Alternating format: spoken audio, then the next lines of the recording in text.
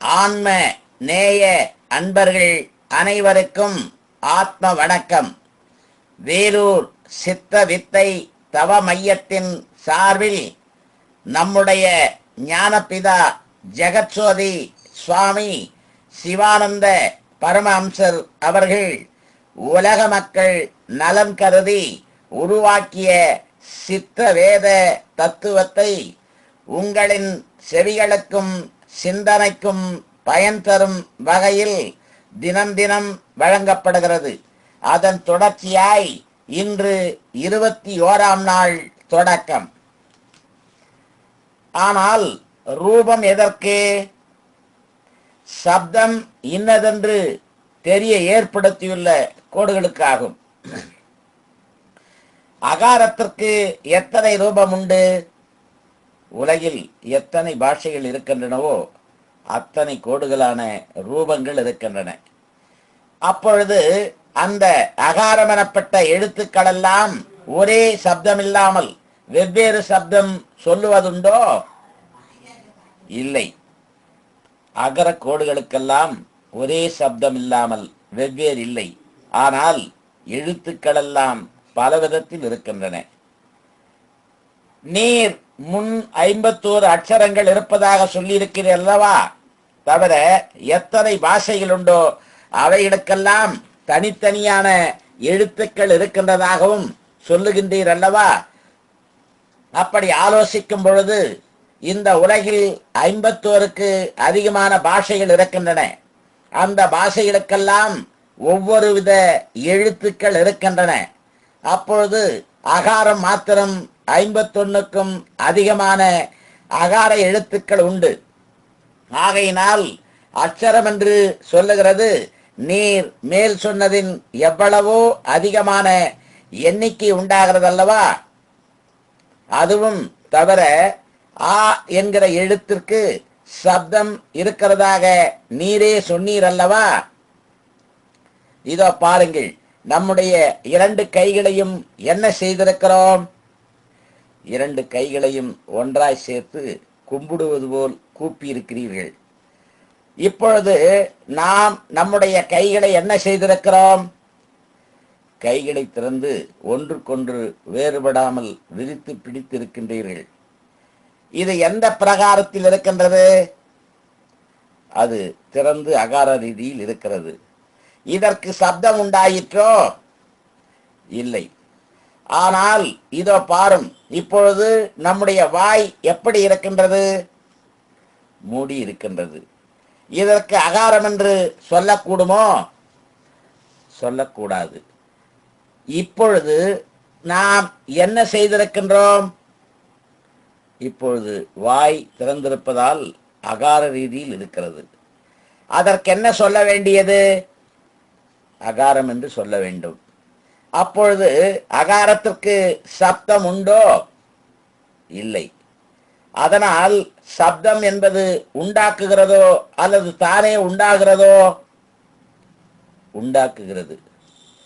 அப்பொழுது உண்டாக்குகிறது நாசமுள்ளதோ நாசமில்லாததோ? நாசமுள்ளது. ஆ என்கிற சப்தத்தை உண்டாக்கும் பொழுது நமது உள்ளில் இருக்கிற ஜீவன் உள்ளில் அடங்குகின்றதோ அல்லது வெளியில் போகின்றதோ? வெளியில் போகின்றது. அவ்விதமே நாம் ஒவ்வொரு சப்தமும் உண்டாக்கி நம் உள்ளில் இருக்கும் ஜீவனெல்லாம் வெளியில் போய் நாளடைவில் தீர்ந்து விடுகிறது. அச்சமயம் என்ன சம்பவிக்கிறது? செத்து போகிறோம். அப்பொழுது நாசம் உள்ளதையோ நாசம் இல்லாததையோ எதையாகும் அபியசிக்கின்றது? நாசம் உள்ளதைத்தான். அதனால் தன்னைத்தான் அப்பியசிக்கின்றதுவே அக்ஷரப்பியாசம். அது தானாகும். வித்யாபியாசம். முன் அத்தியாயத்தில் வித்தை என்பது அக்ஷரமாகும் என்றும் அக்ஷரம் என்பது தானே என்றும் சொல்லப்பட்டிருக்கின்றது. ஆனதினால் வித்தையாய் தானாய் இருக்கிற வஸ்துவை அப்பியசிக்க வேண்டும். அப்பொழுது நாசரகிதர் ஆகின்றோம். அவ்விதம் நசிக்காமல் இருப்பதற்கு வேண்டியாகும் அக்ஷரப்பியாசம் செய்ய வேண்டியது. நீங்கள் இப்பொழுது சொன்ன அகாரம் முதலியவற்றுக்கெல்லாம் நசிக்கின்றதாகும். அப்பொழுது அதற்கு அட்சரம் என்று சொல்வதற்கு இடமுண்டோ? இல்லை. சப்தம் உண்டாக்கி நசிக்கின்றதற்கு என்ன சொல்ல வேண்டியது? அட்சரம் என்று சொல்வதற்கு இடமுண்டா? இல்லை. ஆனால் நீங்கள் அட்சரத்தை அப்பியசிப்பதுண்டா? அப்பியசிப்பதில்லை. அட்சரத்தை அப்பியசிக்காவிடில் பொருள் கிடைக்குமோ? கிடைக்காது. பொருள் கிடைக்காத போது பொருள் தெரியுமோ? தெரியாது.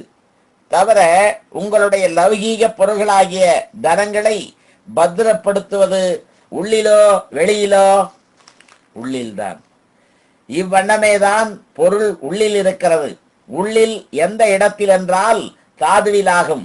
தாதுவில் இருக்கிற பொருளை தெரிய வேண்டுமானால் அட்சராபியாசம் செய்ய வேண்டும்.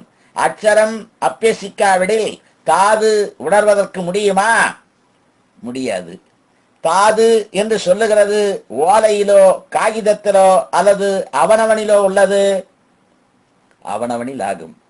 அவனவனில் இருக்கின்ற தாதுவிற்கு உணர்வில்லாதிருந்தால் பொருள் கிடைக்குமோ? கிடைக்கிறதில்லை. ஆனதினால் அட்சரமாய் நாசரகிதமாய் இருக்கின்ற வஸ்துவை அப்பியசித்தால் மாத்திரமே தாதுவிற்கு உணர்வு உண்டாகி பொருள் கிடைக்கிறது. அகரம் முதலிய கோடுகளையே அட்சரம் என்று சொல்லி அப்பியசித்தால் அனர்த்தமாகி, அதாவது பொருளில்லாமலாகி தாது நசித்து உணர்வில்லாமலாய் தீருகிறது. அதனால் பொருளும் கிடைக்கிறதில்லை. உலகத்தில் ஏதொரு அர்த்தம், அதாவது பொருள் நாம் எண்ணி இருக்கின்றோமோ அவை முழுவதும் தவறுதலாகும். சரியாயிருக்கிற பொருளை நமக்கு அறிய வேண்டுமானால் மேன் சொன்ன கோடுகளுக்குள்ள சப்தங்கள் எங்கிருந்து உட்பவிக்கின்றதோ அங்கேதான் பார்த்து படிக்க வேண்டும். அப்பொழுதுதான் நமக்கு சரியாயிருக்கின்ற தத்துவத்தை கிரகிக்கலாகும். அது எவ்விதமென்றால், இது ஒரு காகிதம். இதற்கு அகம் புறம், அதாவது உள் வெளி இருக்கிறதென்றாலும் இதன் மேல் பாகத்திற்கு அகம் புறம் உண்டோ? இல்லை. ஆனால் இப்பொழுது நாம் இந்த காகிதத்தில் என்ன செய்திருக்கிறோம்? அரை வட்டம், அதாவது அர்த்த சந்திரனை போல் ஒரு வட்டம் வரைந்திருக்கின்றீர்கள். இந்த வட்டம் வரைந்ததில் என்ன உண்டாயிற்று? உள்ளும் வெளியும் உண்டாயின. அதற்கு காரணம் என்ன? மேல் பிரகாரம் உள்ள அரை வட்டம் வரைந்ததினால். அப்படி வரையாவிடின் உள்ளும் வெளியும் உண்டாகுமோ? உண்டாகிறதில்லை. அப்பொழுது முதலில் உள்ளோ வெளியோ உண்டானது? உள்தான் முதலில் உண்டானது. உள் இல்லை என்றால் வெளி இருக்குமோ? இருக்காது. ஆனால் உள்ளோ வெளியோ பெரியது? வெளியாகும் பெரியது. ஆனால் உள் ரொம்பவும் சிறியதும் வெளி மிகவும் பெரியதுமாகின்றது. அப்பொழுது சிறியதிலிருந்துதான் மிகவும் பெரியது உண்டாகின்றது. அது எப்படி எனில், ஒரு வித்தோ மரமோ பெரியது? மரம்தான் பெரியது. வித்து இல்லை என்றால் மரம் உண்டாகுமோ?